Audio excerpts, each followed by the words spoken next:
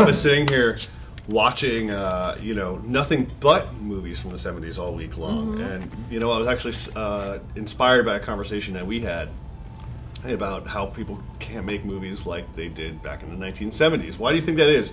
And one of the key things is because, one, I think directors lack a lot of balls these days, and two, because, studios lack a lot of balls, and also three, the audience has no patience.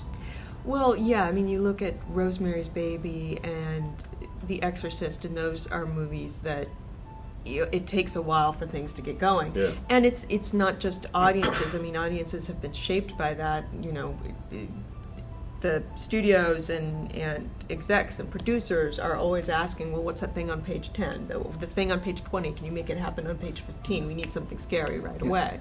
The acting isn't taken seriously. It's like, oh, it's a horror movie. We don't have to act well. When you look at something like Rosemary's Baby or The Exorcist, the acting is superb. They're acting like it's a drama. Yes. Yeah.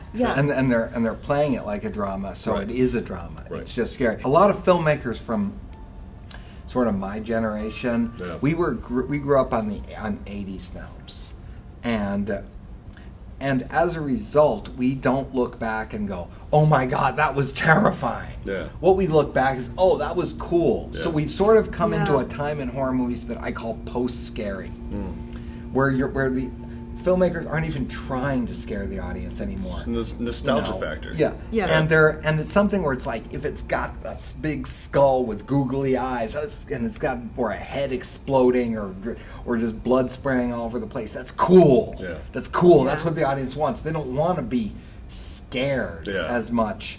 I'm very guilty of that, in situations. Whereas I watch The Exorcist, I'm like, they were trying to fucking scare you. Yeah. They were really trying. In The Omen, The Omen is not exactly lighthearted entertainment. No.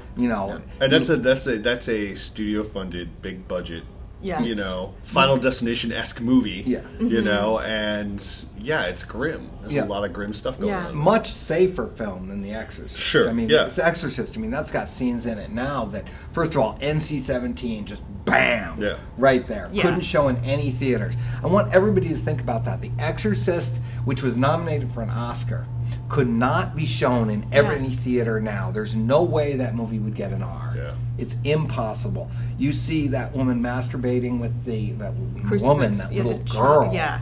Little girl, masturbating with the crucifix in a violent way, and there's blood coming out of her pootie tang and everything like that. And it's like NC-17, bam. Yeah. It's not the exhibitor's fault on any of this stuff. Yeah.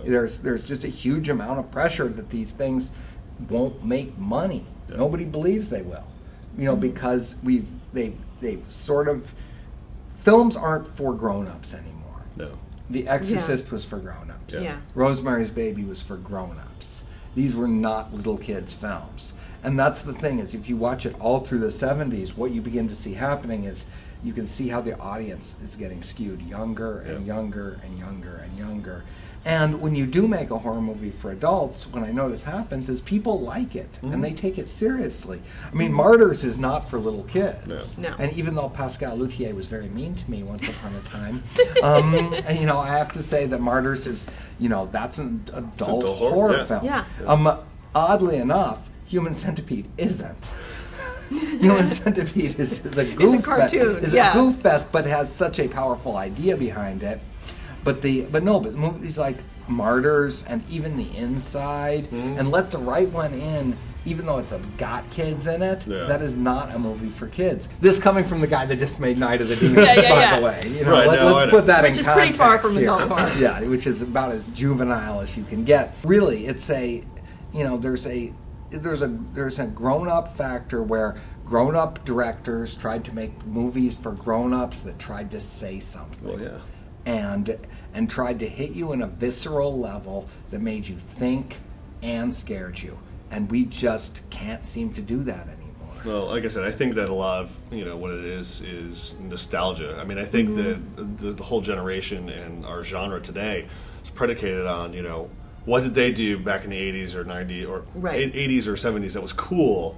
let's try Right. to do that because I'm filtering it through a nostalgic channel. If I can do it, then I'm Yeah. as cool as those guys are. Yeah. But what we're not doing is transcending, that and seeing how we could push the genre forward. Everybody should be thinking about where Right. to push that genre And forward. the Well, danger about nostalgia is people don't remember accurately. Yeah. And people you get this sort of rose-colored glasses viewing back, and everything was perfect.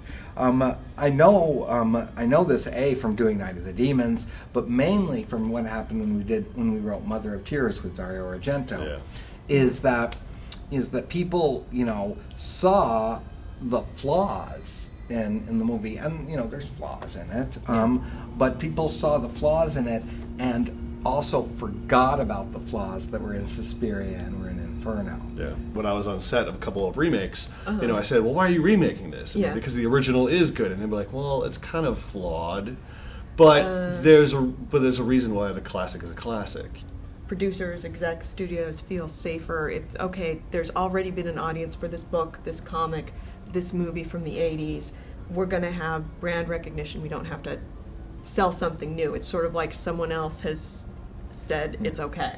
When a movie that's a remake comes out, everybody will talk shit about it. Well, sure. Everybody will say mean things about And it. everyone goes to see it. Yeah. Yeah. And then everybody goes to see it. Yeah, well, You it's- come out and with an original, and it gets just flat out ignored. With original new material, it's so hard to get people off their ass to go take a chance on something. Yeah, well, it's hard on one end to get, people to take a chance and fund it. And to me, you look at all genres in movies right now, and with the exception of comedy, in romantic comedy, in drama, in horror, in you see a lot of biopics. It's stuff based on books. It's adaptations. It's a remake. It's a reworking of something, and there's much less original material. There has to be a willingness to look beyond what comes out theatrically. A lot of the, edgy stuff is coming from other countries. It's not getting a major release here. A lot of original stuff, because it's riskier to make, people aren't going to risk the promotion and advertising on it. Thus, the only way they can make money is if it comes out on DVD. VOD, and And and tying back into that whole idea of adult horror. Yeah. I mean, right now we have a market where a movie lives or dies by its opening weekend. there are very risky films coming out. If you haven't seen a Serbian film, try to watch it. I-